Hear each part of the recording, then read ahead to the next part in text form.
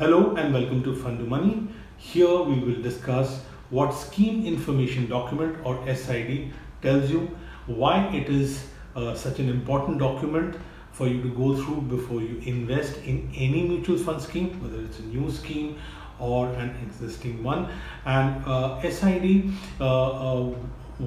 why it is critical for you to get some of the key information, how it helps you to figure out some of the most important things that you need to know before you invest in a mutual fund. So we'll be talking about the details.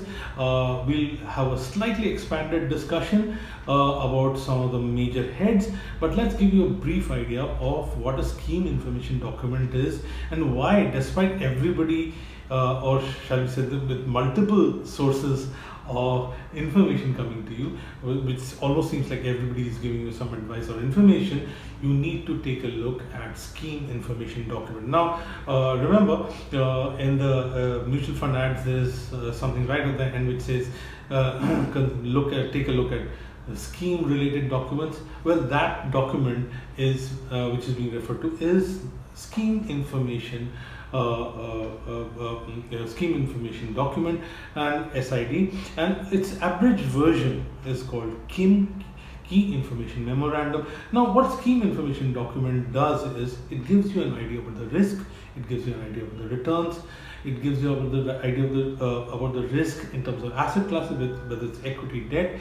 It gives you an idea of the risk in terms of the investment approach by the fund managers. It gives you an idea of the returns, how it's been performing over a period of time.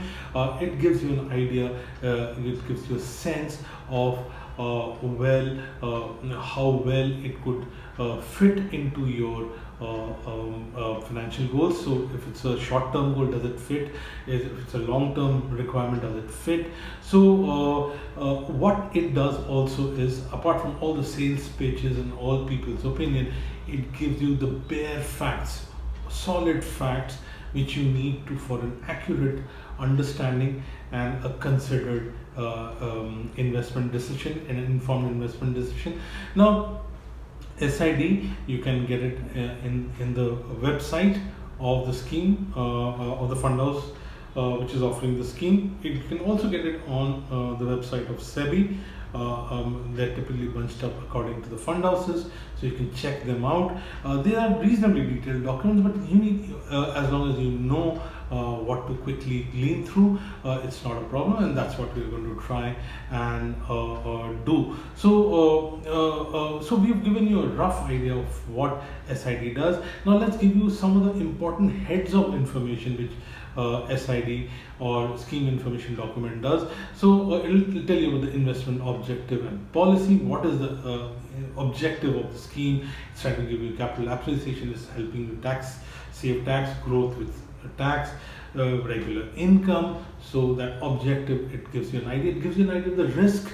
It depicts risk. It tells you, and also visual depiction is there through a riskometer. On riskometer, we'll have a separate sort of discussion presentation. It gives you basic details about the name of the fund, the asset management company which is managing the investment, details like addresses, etc. So some basic details it will give you.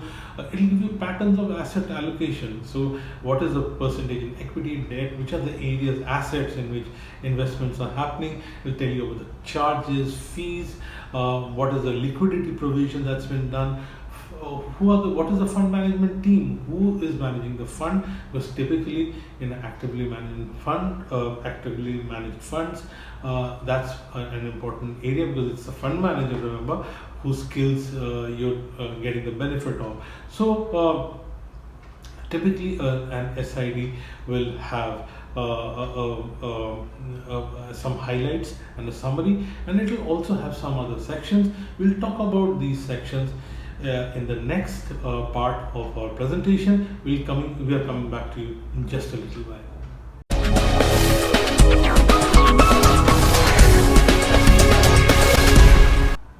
Welcome back. Welcome to Fund to Money. We're talking about what SID, Scheme Information Document, actually tells you.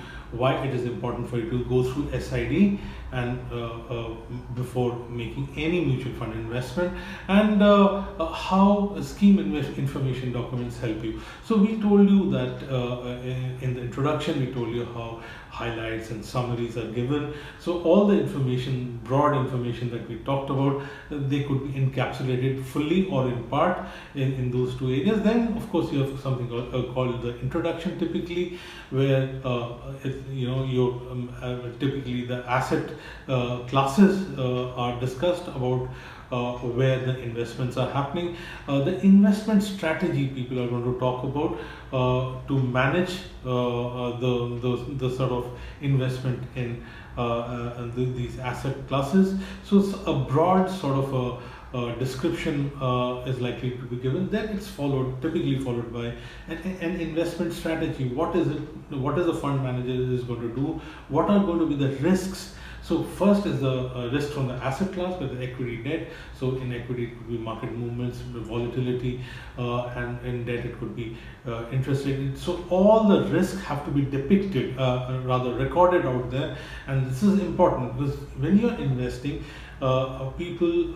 investors typically are fixated on returns. Now you need to know about the risk, because you should be comfortable taking the risk to get the kind of returns that are being talked of. Okay, so in terms of risk, this is something that's going to get underlined. And then of course in this section there's going to be definitely going to be discussion of what the fund managers or the mutual fund is going to do to manage the risk. What systems do they have in place?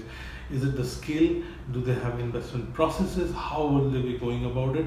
Now, if this sounds complex, then get your financial advisor to explain it to you. Get the financial advisor to run you through the scheme information document if they need be, but you must go through the scheme information document so that you know for a fact what are the essential details about the scheme, right? It's your hard-earned money. You might as well invest a little bit of time.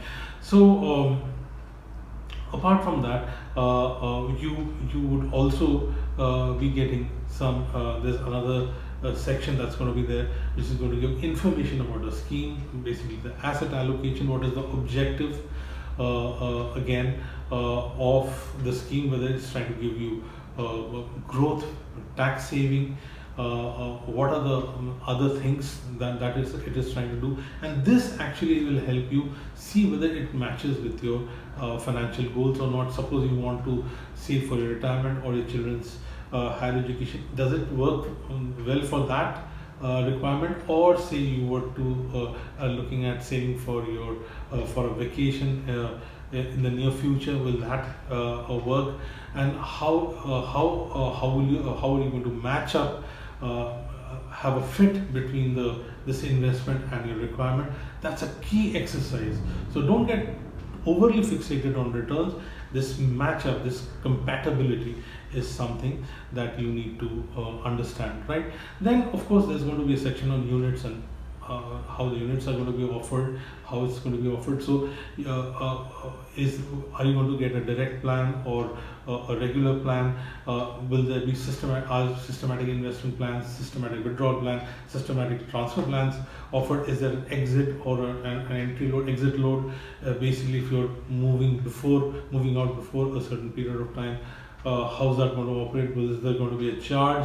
And is there a minimum investment amount for a lump sum investment or a systematic investment plan? What's going to be the tax impact? How will the NAVs be disclosed?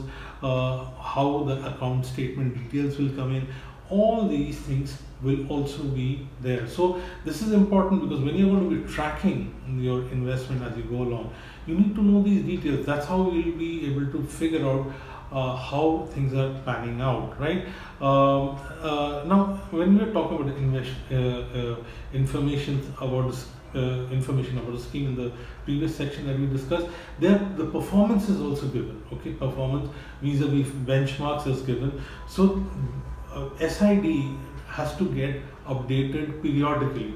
So it's not as if you see SID once and forget about it. You need to keep revisiting and see what is the updated SID talking about when you're reviewing your investments, right? Have things changed? Have you know the objective change? So where we are talking the place where they're giving information about the scheme, they will talk about the objective, right? So is it going to give capital appreciation or tax savings with growth? Now, if the objective changes, then you're supposed to be informed, and you also need to check out and scheme's objective, especially the asset allocation, that has to the initial mandate that's been given, that has to remain right there. If there is a change, all investors need to be informed about it. So see, all of them are all interlinked.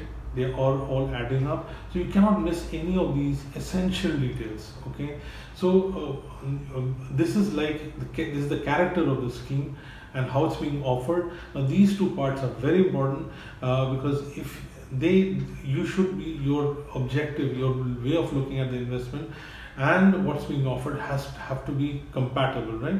Then of course there's a section on fees and other charges, so including expense ratios. Now you need to see that typically higher the charges, bigger the dent happens on the amount of savings you make, because it's from whatever you save, the charges are deducted from there. So one needs to take a look at it. Typically, that's not something people focus at. They focus only on returns. So that's something that you also might want to look at, especially if it involves a lot of transactions, where the objective is such that there's a lot of buying and selling that's happening. Apart from that, there could be other things that one needs to keep in mind. There could be rights of the unit holders. There could be any litigation details that could be there, and of course the sort of key information memorandum is also important, because there, of course, it's an abridged version of SID. So these are some of the things that you need to keep in mind when you're talking about SID. We hope you found this useful. If you've liked it, hit the like button, share it with others, and wait for our next presentation. Till the next time, take very good care of yourself, and goodbye.